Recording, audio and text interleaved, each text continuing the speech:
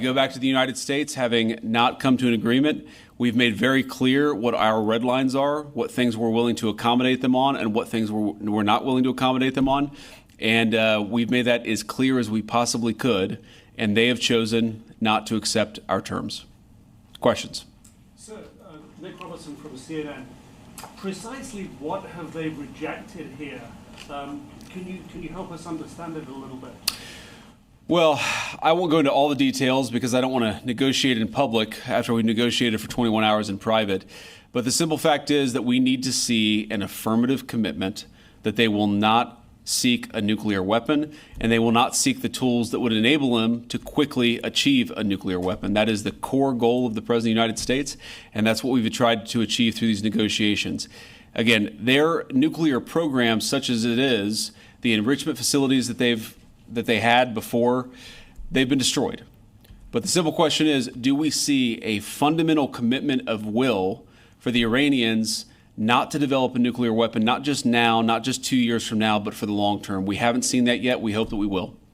Jen. Was there a framework on anything? And also, did the Iranian frozen assets come up? And did you reach any conclusions on those frozen assets? We talked about all those issues, Jen, and we talked about a number of issues beyond that. And so certainly those things came up. But again, we just could not get to a situation where the Iranians were willing to accept our terms. I think that we were quite flexible. We were quite accommodating. The president told us, you need to come here in good faith and make your best effort to get a deal.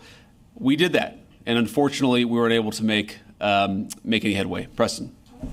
Mr. Vice President, how often did you communicate with President Trump throughout the negotiations? There were reports that there were multiple rounds, where there were breaks in between negotiations. How often did you communicate with the president throughout those rounds, and what was he saying as you were going through these negotiations that you said fell short? Yeah, obviously we were talking to the president consistently. I don't know how many times we talked to him, a half dozen times, a dozen times over the past 21 hours.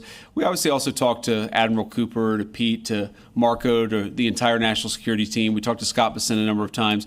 So look, we were constantly in communication with the team because we were negotiating in good faith. And we leave here with a very simple proposal, a method of understanding that is our final and best offer. We'll see if the Iranians accept it. Thank you. Mr. Vice President, where does this leave the Strait of Hormuz?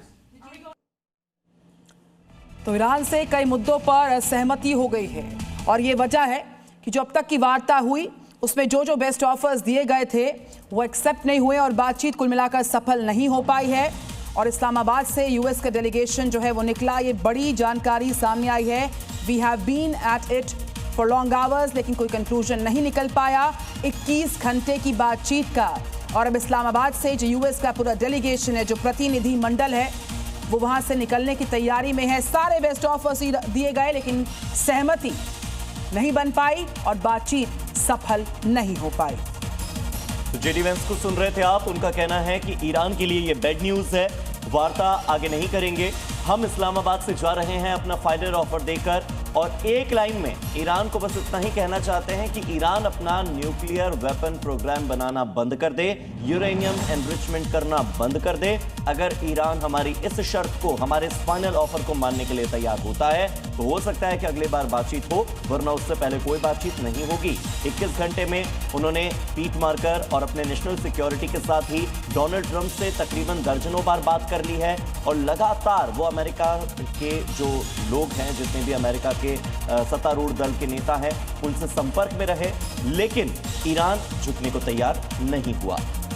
तो मतलब पूरी तरह से साफ है कि बातचीत तो हुई है, दोनों देश आमने सामने आए हैं, लेकिन मतभेद बरकरार है और इसीलिए समझौते नहीं हो पाए। अमेरिका ने पूरी तरह से अपनी रेड लाइंस को, यानी अपनी मुख्य शर्तों को क्लैरिटी के साथ रखा, लेकिन ईरान से बात नहीं बन पाई, ईरान इन शर्तों को नहीं मान पाया।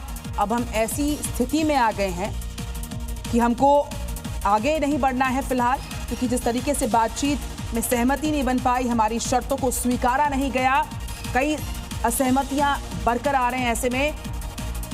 और अब जो है बातचीत चूंकि सफल नहीं हुई है, इस्लामाबाद को छोड़कर ये डेलीगेशन यूएस निकला।